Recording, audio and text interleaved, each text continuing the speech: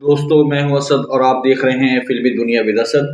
دوستو آوازیں آتی جاتی رہتی ہیں لیکن کچھ آوازیں وقت سے بھی آگے نکل جاتی ہیں۔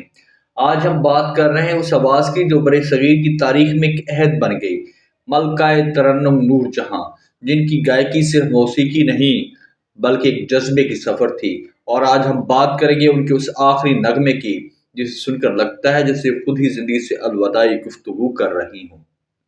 یہ گیت تھا آخری گیت سنانے، موسیقی دی تھی وجاہت اترے نے، بول لکھے تھے حبیب جالب نے۔ یہ وہ دور تھا جب نور جہاں فلمی دنیا سے تقریباً الگ ہو چکی تھیں۔ اب ان کی گائیکی میں چمک نہیں بلکہ چاندنی کی نرمی آ گئی تھی، آواز میں وہی گہرائی مگر ہر لفظ میں جیسے زندگی کی دھڑکن بولتی ہو۔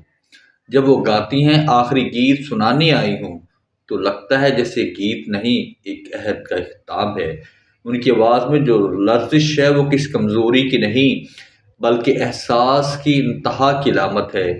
یوں لگتا ہے جیسے خود وقت سے کہہ رہی ہوں، میں نے سب کچھ گایا، اب بس خاموش رہنے دو۔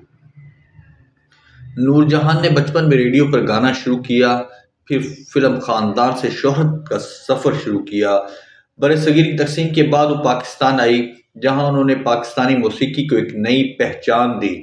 چاندنی راتیں، دل دیا جلے، ملی نغمے، یہ سب ان کے عروج کی مثالیں ہیں، مگر آخری گیت سنانے یہ ان کے درد کے عہد کی نشانی ہے۔ وقت کے ساتھ ساتھ ان کی صحت کمزور ہونے لگی مگر فن کی لگن باقی رہی۔ یہی وقت تھا جب وجاہت اترے نے ان کے لیے خاص نغمہ تیار کیا۔